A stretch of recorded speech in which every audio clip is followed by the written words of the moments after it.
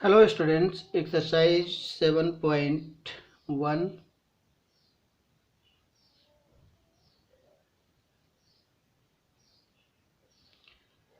integration antiderivative process of differentiation। इसके बारे में कुछ नोट्स आपको मैंने दिए थे। अब एक्सरसाइज 7.1 में जब आप आएंगे तो इसका पहला question, find an antiderivative or integral of the following by method of inspection। Inspection method से आपको जो मतलब इसको निकालना है, एंटी डेरिवेटिव और इंटीग्रल। तो इसका पहला क्वेश्चन जो है आपका, ये पहला क्वेश्चन है आपका sin 2x, sin 2x, इसका हमको एंटी डेरिवेटिव निकालना है। तो इसके पहले आप डेरिवेटिव इंस्पेक्शन करना है आपको कि डेरिवेटिव जब हम sin 2x का निकाले थे तो क्या होता था। तो पहले आप डेरिवेटिव निकाल दीजिए। तो वी नो दैट किसका डेरिवेटिव हम निकालें कि ये sin 2x उसमें इंक्लूड हो। तो we know that dy dx of cos 2x। अब ये आप cos 2x का अगर डेरिवेटिव निकालते थे तो क्या होता था, -2 sin 2x, क्योंकि यहाँ पे आपको मालूम है कि ये cos dy dx cos x is equal to minus sine x। तो अगर हम dy dx cos 2x का निकालते हैं तो ये 2 पहले आ जाएगा, इसको cos 2x का sin 2x minus sign 2x। अब फिर 2 का भी तो डेरिवेटिव करेंगे तो ये हो जाएगा इंटू 2, तो ये हो जाएगा -2 sin 2 cos 2x -2 sin 2x। तो जब ये डेरिवेटिव हम कर चुके हैं इसको, तो हम एक इंस्पेक्शन के रूप में ले रहे हैं कि हमको ये sin 2x यहाँ मिलना चाहिए। तो sin 2x तो हमको मिल गया। तो जब ये dy dx cos 2x is equal to -2 sin 2x, तो sin 2x is equal to क्या हो जाएगा, इसी को -1/2 से डिवाइड कर दीजिए। तो ये हो जाएगा dy dx -1/2 cos 2x is equal to क्या हो जाएगा, ये sin 2x। तो इसी चीज को हमको लिखना था, sin 2x का एंटी डेरिवेटिव क्या हो जाएगा, एंटी डेरिवेटिव -1/2 cos 2x। अब इसी चीज को हम अपने साइन में लिख लेते हैं। ये साइन है इसका है, तो यहाँ पे लिखेंगे sin 2x is equal to -1/2 cos 2x। ये चीज़ आपका जो मतलब यहाँ पे एक टर्म जुड़ता है प्लस c। ये आपका पहला क्वेश्चन हो गया। इसी तरह से आपका दूसरा क्वेश्चन है। दूसरे क्वेश्चन को आप खुद ट्राई करें तो बेहतर होगा, क्योंकि ये भी इंस्पेक्शन मेथड है। अब दूसरा क्वेश्चन है cos 3x। अब cos 3x हमको कैसे मिलेगा, किसका डेरिवेटिव हम करते हैं कि cos 3x मिलता है। तो अब ये जानते हैं आपकी साइन का जो होता है cos होता है। तो sin 3x को अगर हम करें डेरिवेटिव करें, देख लीजिए सेकंड भी जो होता है आप, क्योंकि इंस्पेक्शन मेथड है बेटा, इसको जो मतलब इंस्पेक्ट करके ही करना है। अगर हम साइन 3x का करें, क्वेश्चन आपका कितना है, कॉस 3x। कॉस 3x का हमको इंटीग्रल करना है इंस्पेक्शन मेथड से, तो हम करते हैं साइन 3x का, D by D X sine 3x। ये कितना हो जाएगा आपका, कॉस 3x, फिर 3 का भी डेरिवेटिव करें, 3x का डेरिवेटिव करेंगे कितना हो जाएगा, ये 3, तो ये हो जाएगा आपका 3 cos 3x। तो 3x हमको यहाँ मिल रहा है, यहाँ हमको ये 3x है। अब इसको जो होता है 3 से जो होता है हम इसको डिवाइड कर देते हैं, तो D by D X 1/3 cos 3x 1/3 sin 3x, और ये हो जाएगा is equal to cos 3x। यही इंस्पेक्शन जो हमारा है, यही इतना मेन मोटो का काम करता है। तो यहाँ पे भी आप लिखेंगे D by D X sine 3x is equal to 3 cos 3x। इसको 3 को इधर डिवाइड में भेजेंगे, तो ये हो जाएगा D by D X 1/3 sine 3x is equal to cos 3x। अब हम अपना क्वेश्चन लिखेंगे। तो क्वेश्चन हमारा है, ये साइन में लिखेंगे cos 3x is equal to 1/3 sine 3x plus c। ये आंसर हो गया इसका।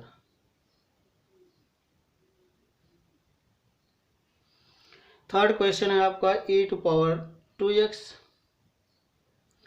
तो आप एंटी डेरिवेटिव करें चाहे डेरिवेटिव करें, e⁻x का वैल्यू e⁻x ही होता है।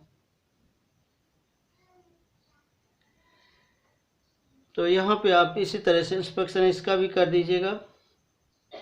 अब चूँकि हर क्वेश्चन लगाना संभव नहीं है, इसलिए जो मतलब हम तीसरा क्वेश्चन आपके ऊपर छोड़ रहे हैं जो कि इजी है, और कुछ हिंट भी दे रहे हैं। e⁻²x, अगर D by D x e⁻²x करते हैं हम ये, तो ये हो जाता है 2e⁻²x। तो यहाँ पे e⁻²x है, इसको इधर भेज देंगे तो ये हो जाएगा D by D X half e⁻²x is equal to e⁻²x। यही इसका जो होता वैल्यू रख देंगे। नेक्स्ट क्वेश्चन है, ये आप इसको हिंट मैंने दे दिया है इतना थर्ड के लिए। इसके बाद क्वेश्चन नंबर 4 है।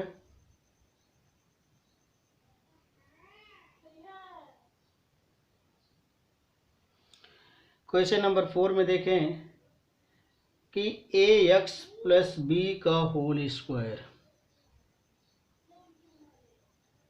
इसका एंटी डेरिवेटिव निकालना है। तो हम जानते हैं कि ax प्लस b का होल स्क्वायर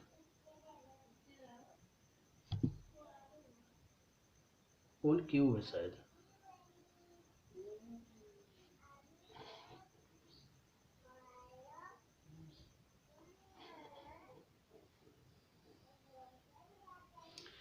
ये स्क्वायर। तो इसको अगर हम करें x⁻n के रूप में, जो फार्मूला आपने डेरिवेटिव में लगाया था, तो n x⁻n-1 हो जाता है।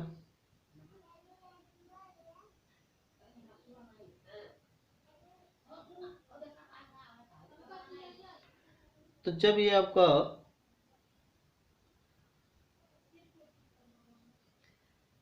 थ्री ए, इसका डेरिवेटिव जब आप करेंगे D by D X A X plus B का whole square whole cube is equal to 3a ax plus B का होल स्क्वायर। तो ए एक्स प्लस बी का होल स्क्वायर, ये चीज इज इक्वल टू, इसको इधर भेज देंगे तो ये हो जाएगा 1/3 ए एक्स प्लस बी का होल स्क्वायर।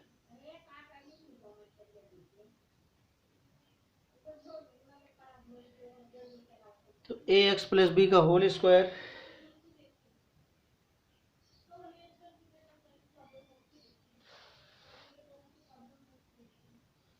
इसको आप एंटी डेरिवेटिव का साइन लगा दीजिए, ए एक्स प्लस बी का whole square is equal to 1/3 A X plus B का होल स्क्वायर।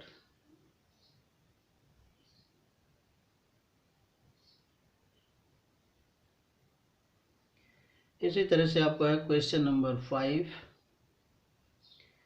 5 में है sin 2x minus 4 e to power 3x, e to power 2x या 3x जो भी दिखाई नहीं दे रहा, e टू पावर 3x है। Question number 5, sin 2x minus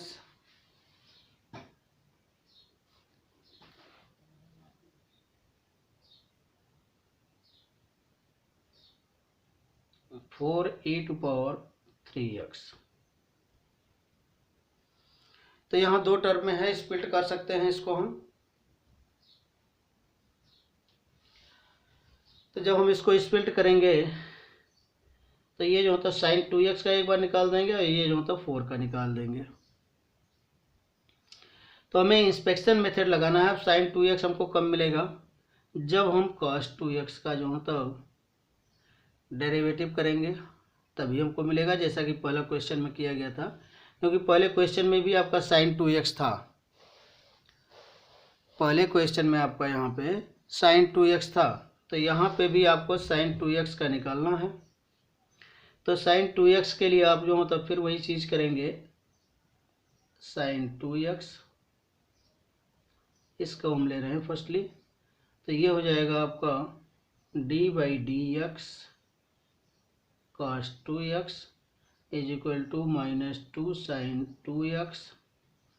ये जो मतलब d/dx ये चीज़ आपका हो जाएगा, या इसको यहाँ लिख लीजिए, इंटीग्रल साइन दे दीजिए, यहाँ कर दीजिए साइन 2x, यहाँ पे -4 इंटीग्रल साइन दे दीजिए e टू पावर 3x। तो हम इंस्पेक्शन कर रहे हैं पहले साइन 2x के लिए, तो ये चीज़ जो होता है -1/2 बाहर आ जाएगा, इसके साथ में आ जाएगा डिवाइड के रूप में, तो ये हो जाएगा -1/2 cos 2x is equal to sine 2x। तो यहाँ पे इस चीज़ को हम लिख सकते हैं, इसके लिए तो ये हो जाएगा -1/2 cos 2x, फिर यहाँ पे माइनस चिन्ह लग जाएगा, ये 4 एज इट इज रहेगा। अब ये e टू पावर 3x के लिए करिए, तो e to power 3x d/dx e to power 3x is equal to, ये हो जाएगा 1/3 e टू पावर 3x।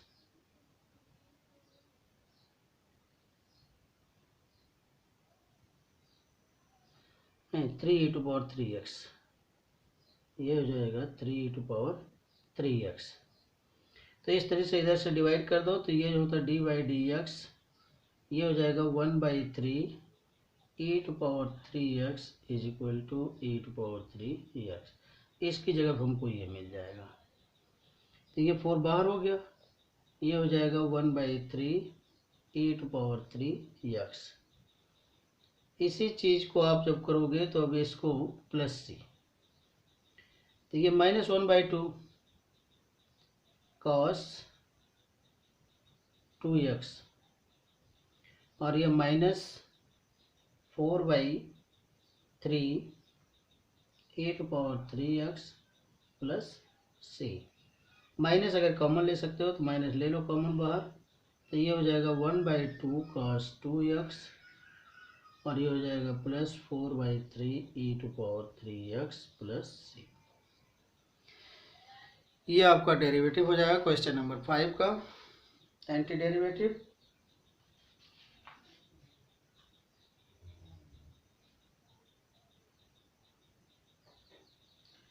इसके बाद है क्वेश्चन नंबर 6।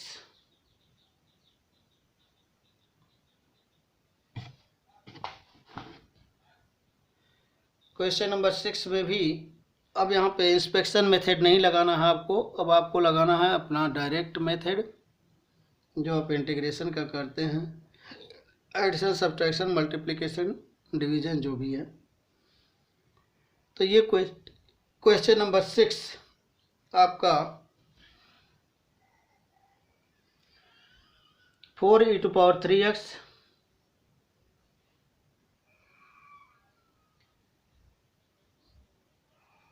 प्लस 1 dx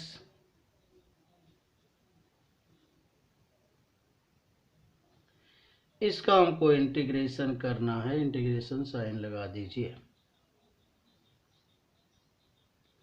अब हम इसी चीज़ को क्या लिख सकते हैं, इंटीग्रेशन साइन यानी 4e⁻³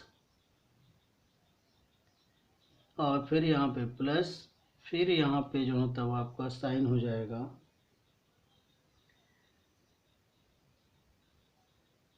d/dx, या 1 कर दीजिए, 1d/dx, 1dx। इसी चीज़ को हम इसमें 4 कांस्टेंट टर्म है तो इसको बाहर ले सकते हैं, ये 4 बाहर हो जाएगा। e⁻³ आपको फार्मूला जो तो मैंने कहा था कि आप अपने एनसीईआरटी बुक से फार्मूला देखिएगा। यहाँ पे अगर x⁴n है तो ये n+1 के रूप में होता है, इंटीग्रल में n+1 के रूप में होता है। इसमें एक यानी एक चीज़ और आगे जुड़ जाती है, 1+1 हो जाता है। तो जब +1 होगा तो इसमें जो है तो आपका 4 बाहर निकल गया, e⁻³ इसका जो होता चाहे एंटी डेरिवेटिव करिए चाहे डेरिवेटिव करिए तो ये 3e⁻³ होता है, आपको जैसे भी इसमें लगाया गया था यहाँ पे ये चीज़। तो इसका जब करेंगे तो ये हो जाएगा 1/3e⁻³ या e⁻³ अभी लिख दीजिए और प्लस इसको कर दीजिए 1dx। इसमें आपका 4e⁻³ का ये हो जाएगा इंटू 1/3, यहाँ पे e⁻³